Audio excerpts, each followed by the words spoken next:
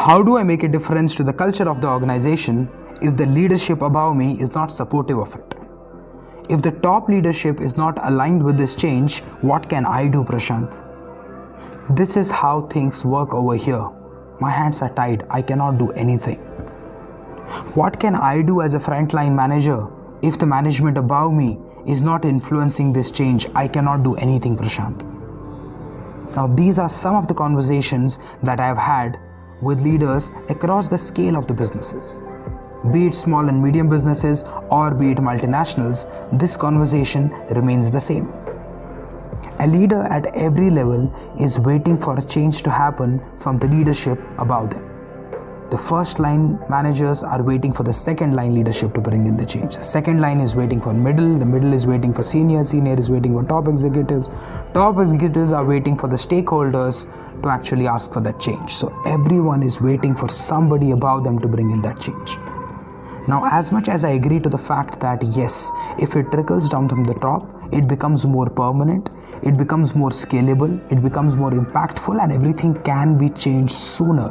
Yes, that is important and that needs to be worked on. But while that is happening, parallelly, it's very important for you as a leader at whichever level you are to bring in the influence that you can bring. Now, how do you do that? Now, you need to think about your circle of influence.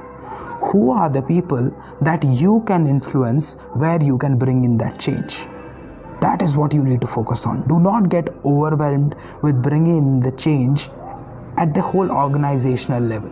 That can get very overwhelming, and yes, maybe you cannot do anything right away that can be seen as an evidence and the impact of it.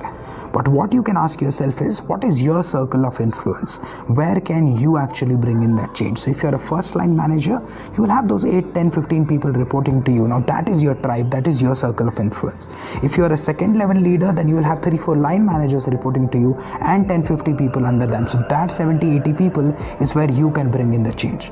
If you're a middle level manager, you will have 600, 700 people under you. Now that is where you can bring in the change. So do not wait for the top leadership to bring in that change. Work on that, create projects, build on initiatives where the change comes from the top. So have those conversations so that they become aware of it, so that the change can be distributed well across the organization and it can be at a larger scale. But while that is happening, make sure you are bringing in the change at your circle of influence. Now there will be 2 advantages of it.